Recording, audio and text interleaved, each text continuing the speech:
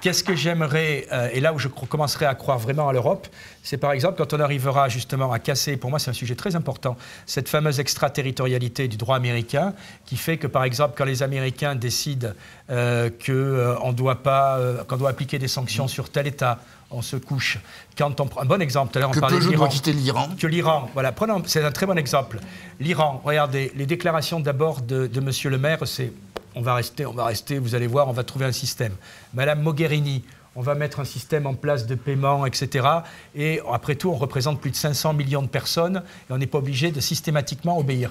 Résultat, 3 mois après, tout le monde a plié bagage pour ne surtout pas vexer les Américains et on n'a pas osé essayer de réfléchir à quelque chose. Qu'est-ce que je veux faire si je vais à l'Union européenne?